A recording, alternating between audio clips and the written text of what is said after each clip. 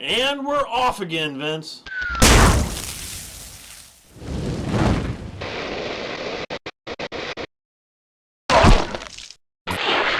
So we're doing Horror Month 2015, and we're finishing up the Halloween box set. The Deluxe Edition 15-disc box set from Anchor Bay Scream Factory by request. The film that we're up to now is Rob Zombie's Halloween 2. So I think the most we've ever done is the 8 movies of Friday the 13th. So I think we topped ourselves with this, Vince. Well, we could have done 10 and 11 and 12 with Friday the 13th, but we didn't go there. All right, Vince. So as all of our fans know, we've reviewed Halloween 2 already. Yeah, all of our 3 fans. This is pretty much the movie that killed Halloween. That killed the Halloween franchise, basically. But the one that's on this disc here is not the one that we saw at the theaters. This is the unrated director's cut.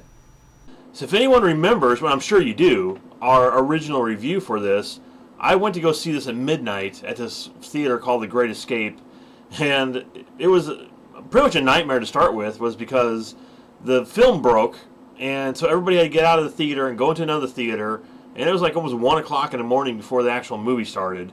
And, well, here's my reaction to it. This movie was a complete mess. The main character here, all she did through this entire movie was scream and cry and cry and scream. She only had like 5 lines, and everything else she was screaming and crying through the entire thing. I don't know. I don't even know how to really explain this movie. It seemed like Rob Zombie made this movie just to make money and really didn't care about the character or the franchise or anything he did with this character. The same as you, 1 out of 5. And here's my reaction. The only thing that dropped out of my mouth, literally, after I watched the film, was, what the f*** was that? In the Halloween films, Dr. Loomis was good, Michael Myers was evil. That doesn't exist in this one. So there's no good and evil. It's just all dumb and bad. You know, he didn't really give a crap. He just kind of slapped it all together. Every time that Michael killed somebody, it sounded like an atomic bomb going off. I mean, when he hits somebody, it's like...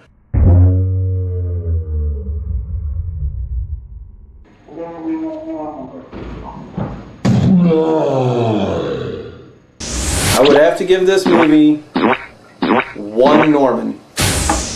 Hated it. So obviously we both loved the movie, right? Yeah, I loved it like getting a boil on my butt. I hated Laurie Strode, I hated the sets, I hated everything in this movie. And I would totally agree with that.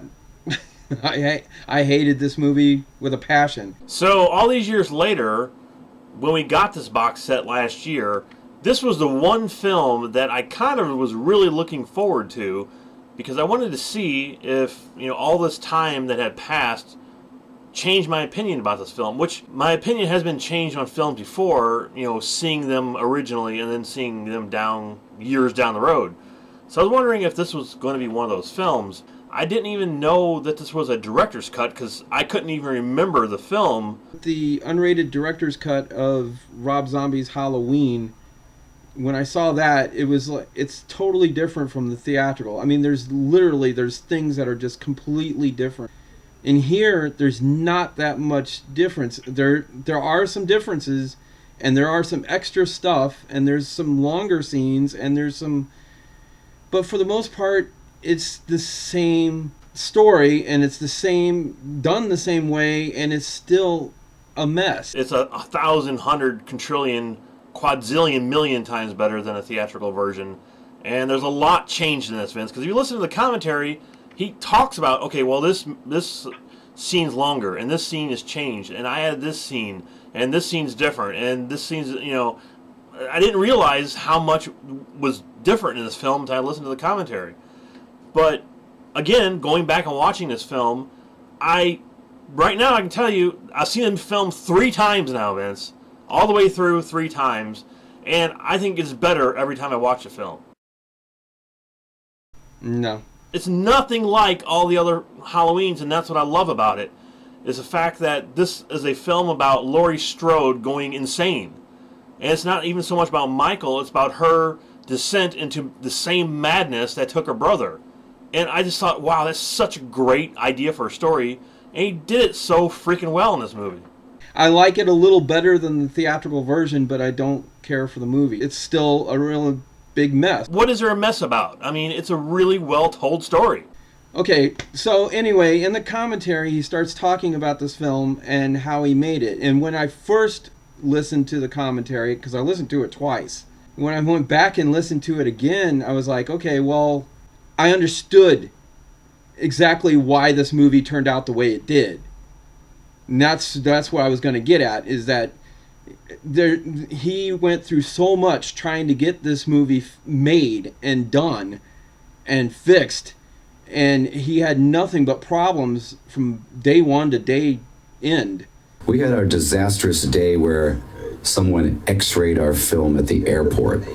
And obviously it took place on the worst possible day. It was a long, long, miserable day of shooting that we couldn't wait to end. And then the next day we found out all the film was no good. 18 to 20 hours worth of miserable work was for nothing. To go back and have to redo it. It's just, you want to kill yourself. Now I understand more of why this movie turned out the way it did and how badly it turned out. Now, first of all, Michael Myers was great in this film. I absolutely loved what he did with him because he actually showed what he did between Halloweens. I mean, he went off by himself, became a hermit, grew this big long beard. Wandering around forever. And you could see the visions of him with his mother and his younger self. And Laurie Strode was also getting these same visions because she was going insane like her brother. And the whole movie is a descent into total madness. I'm not saying that I don't like Rob Zombie, and I'm not saying that I didn't like the guy that played Michael Myers or anything like that. It still sucks. For me, the greatest part of the whole film is when they went to that Halloween party towards the middle of the end of the film when they dressed up as the Rocky Horror Picture Show characters. I absolutely loved that whole entire sequence. I was just like one of the greatest Halloween parties in existence of all Halloween parties. It was amazing. Okay. It was like the ultimate Halloween party, Vince. It would be like the Halloween party I would have always wanted to go to. I mean, they had this incredible band up on stage, and they had, you walk out of the barn, and they had images of an old black and white film being projected on the barns, and it was just such an awesome Halloween party. I love that Halloween party. It wasn't mine. And the other thing is they made him up look so much like the Rocky Horror. Great costumes. The woman that played Frankenfurter looked just exactly like Tim Curry. It was scary how much he looked like him. The deleted and alternate scenes is exactly what it sounds like. They're scenes that they cut out, and actually some of these scenes I kind of wish he would have left in. And I was just about to say that, there was a lot of these scenes that were great. And one of my favorites was when she came out of the back of that record store that she was working at, and she saw that woman hanging from the tree. That was awesome. I love that scene. It actually did even make more sense if he would have left these in, put them in the director's cut. The one, they actually cut out like an entire guy that was in the movie, and he was awesome. He's the guy that brought What's-Her-Head some nachos. He came over to make her nachos, and he started talking to her about Comic-Con. The whole sequence with this guy, they totally cut him out. Okay, next is the audition footage, and this audition footage is pretty much for like some of the background characters. It wasn't really the main cast. It was like some of the other characters. One of my favorite characters in this was the guy from Rabbit in Red, the one that Michael Myers stomped his head to death. He came in to read for that. It was really cool watching him read for it because you're like, yeah, he nailed that role. Next up is makeup test footage. And this is pretty much for Michael Myers, Tyler Mane, and Sherry Moon Zombie. Next up we have the blooper reel. So the blooper reel is what it sounds like, is just a blooper reel, and it is really good. There's a lot of funny stuff on there. You can tell everybody's just cracking up, just looking at themselves, they crack up. So it was a really good blooper reel. Yeah, I really liked this blooper reel. It was really funny. I thought it was hilarious. There's a lot of funny stuff in it. So next up is Captain Klieg and the Night Creatures, the music videos. And I sat and watched each one of these videos. And you want to talk about that scene in this movie of the party, this is like a complete extension of that scene. There's more of the cast dancing, little clips here and there all throughout all these music videos. And actually the songs aren't that bad. I actually kind of like them. There's one that's called the Honky Tonk Halloween that's just awesome. I really love that song. Yeah, they're a great band. I mean, I love their outfits, and like I said, that party was just the ultimate Halloween party. I mean, everything about that party was just super cool, plus just the cheesy band, but they had good music. The next thing on here is Uncle Seymour Coffin's stand-up routines, which is extended footage of what little they showed in the movie. This is like more of it. It's like extended footage of all his routines that he did at that party. Yeah, Uncle Seymour is a really cool costume. I'd like to know where the guy got his fake teeth. I would love to have those. So overall, Dave, like I have to ask this, what are you going to give this film?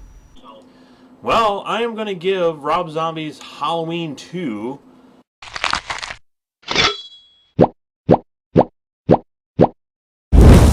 a 5 out of 5.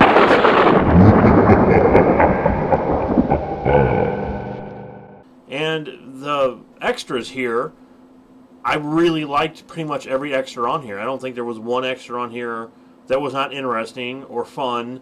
And again, you know, to add all the really cool music videos from that fun band with some great music, that's some bonus. And of course, you added Uncle Seymour on here.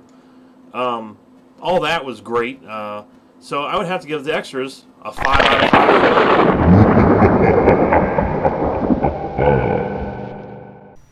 I don't think this is one of the best sequels. I didn't care for the theatrical version. I like this version a lot more compared to the theatrical version. It makes a lot more sense. I give it props for that. And now that knowing, you know, like I said, how much work he put into it and all the stuff that was happening throughout the entire shoot. So I have a little more empathy for him for this, but I'm not crazy about the film. So I would have to give it a 3 out of 5. But the extras, I will give definitely a 4 out of 5. Because I did like all the extras on here, and I liked Rob Zombie's commentary. And I liked all the music videos. I thought the music videos were cool. I think that scene works better as a music video than it did in the movie. I'm Halloweened out, Vince. Let's stop this.